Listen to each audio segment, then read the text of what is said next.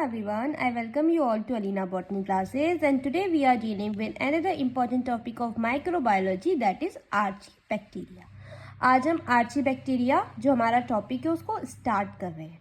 सो बच्चों देखो, आर्चीबैक्टीरिया को पढ़ने से पहले मैं आपको बताती हूँ कि जो प्रोकारियोट्स थे, प्रोकारियोट्स क्या है?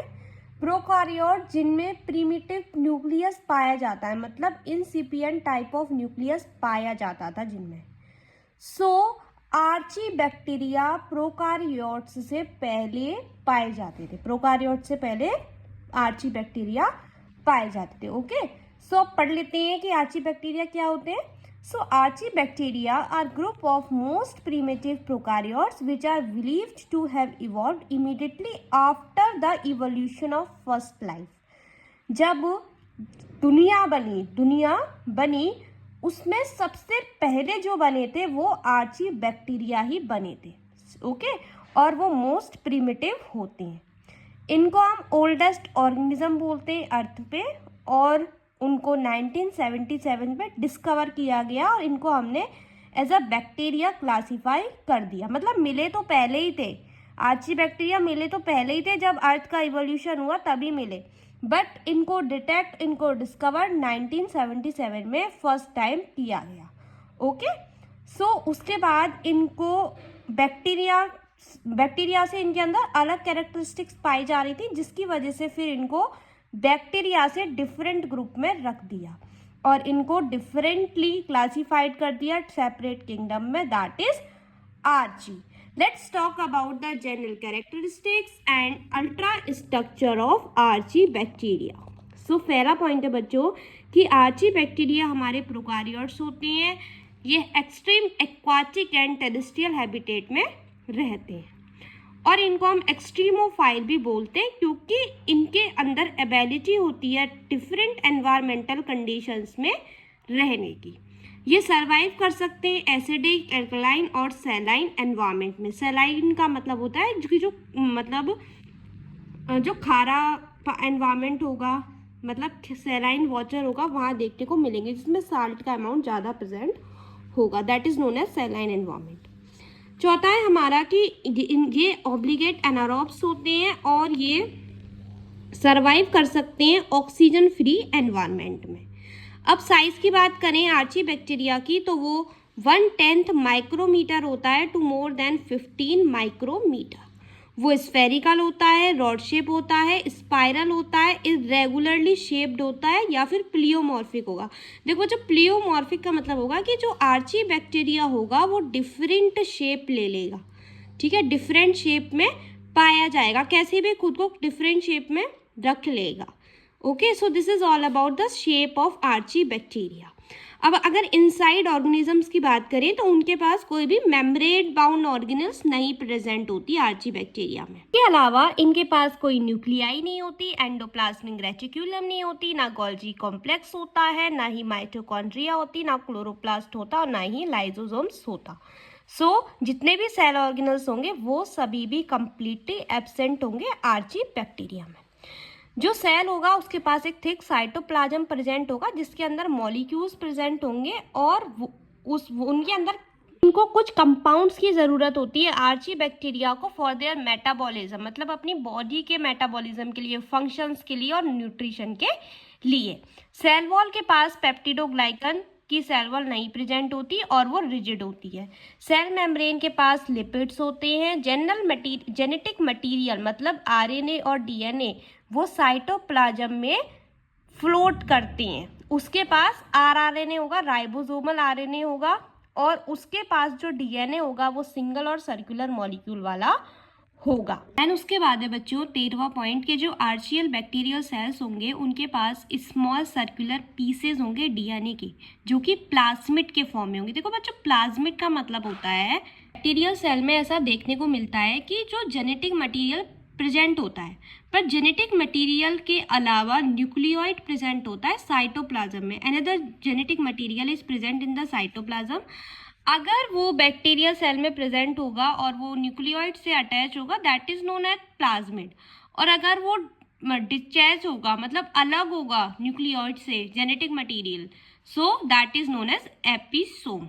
Okay, now let's talk about the reproduction in archaebacteria. सो देखो, आर्चीबैक्टीरिया सेक्सुअल प्रोसेसेस से रिप्रोडक्शन करता है, that is binary fission, fragmentation, budding etcetera. Transformation के दौरान डीएनए फ्रेगमेंट जो होता है एक आर्चीबैक्टीरियम का वो रिलीज होता है और दूसरा उसको क्या कर लेता है, टेकन कर लेता है। ट्रांजैक्शन के दौरान जो डीएनए होता है एक आर्चीबैक्टीरियम का वो ट्रांसफर्ड होता है अनदर बैक्टीरियोफेज में। कंजुगेशन में जेनेटिक मटेरियल एक्सचेंज होता है दो बैक्टीरियल सेल्स के बीच में। आर्चीबैक्टीरिया के पास सेल वॉल का कंपोजिशन होता है जो कि स्यूडोम्यूरिन से बनी हुई होती है। उसके पास कॉम्बिनेशन होता है N acetyl talosaminuronic acid and N acetyl glucosamine. So this is the general features और general characteristics and ultra structure of archaebacteria. Let's talk about nutrition in archaebacteria. तो बच्चों देखो, आर्चीबैक्टीरिया के पास टू मेन टाइप्स में nutrition देखने को मिलता है। पहला है ऑब्लिगेट एनारोब्स, दूसरा है फैकल्टेटिव एनारोब्स। अगर हम ऑब्लिगेट एनारोब्स की बात करेंगे तो वो एनारोबिक कंडीशंस में ही रहेंगे। एनारोबिक कंडीशंस वो कंडीशंस होंगी जहाँ पे ऑक्सीजन का प्रेजेंस कम होगा ही नहीं, कम नहीं होगा मतलब एब्सेंट होगा ऑक्सीजन उसमें। That means they are killed in the presence of oxygen, oxygen के प्रेजेंस में उनको मारा जाता है। उनका एग्जाम्पल है मिथेनोजेंस। दूसरा है फैकल्टेटिव एनारोब्स जो कि एनारोबिक आर्चीबैक्टीरियल होते हैं और ये एनारोबिक कंडीशंस में रहती हैं। ठीक है, थर्मो एसिडोफाइल्स और हेलोफाइल्स, इन तीनों को डिटेल में पढ़ लेती हैं। सबसे पहले पढ़ते हैं मिथेनोजेंस। मिथेनोजेंस एनारोब्स होंगे मतलब ऑक्सीजन की एब्सेंस में रहेंगे। न्यूट्रिशन ऑटोट्रॉप्स होगा मतलब खाना अपना खुद बनाएंगे। ये अपनी एनर्जी को ऑब्टेन करते हैं by decomposition of products, decomposition of product.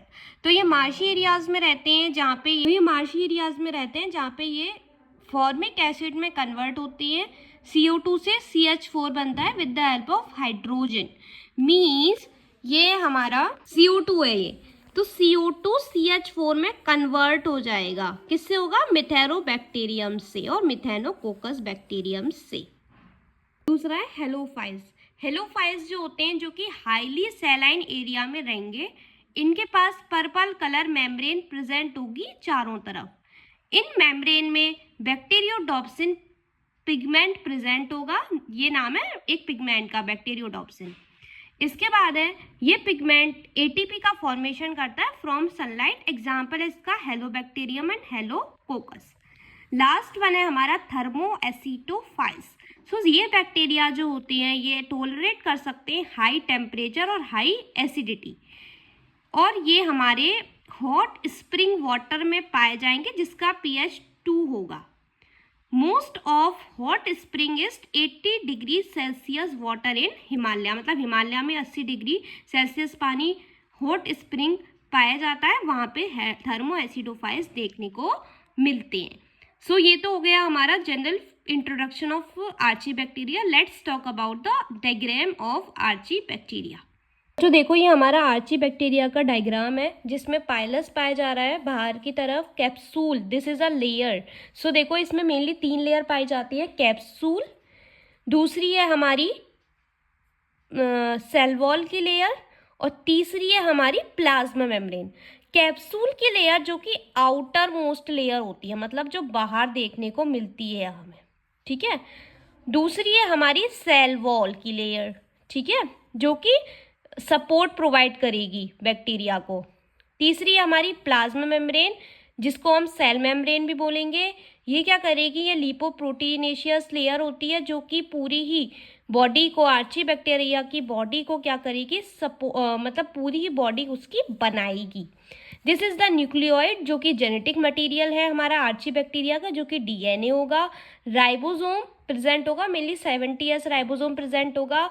This is the cytoplasm of archaebacteria and this is the flagella of archibacteria. Flagella is also present in archibacteria which is responsible for motility, मतलब चलने के लिए, इधर से उधर जाने के लिए, आर्चीबैक्टीरिया के मूवमेंट के लिए फ्लैजिला आर्चीबैक्टीरिया में प्रेजेंट होती है।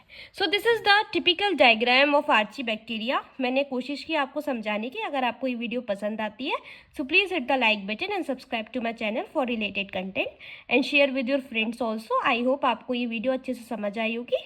सो प्लीज़ मेरे चैनल को सब्सक्राइब कीजिए और अगर आपको कोई डाउट है इस टॉपिक में so let me know in the comment box. आज के लिए बस इतना ही, मिलते हैं नेक्स्ट वीडियो में।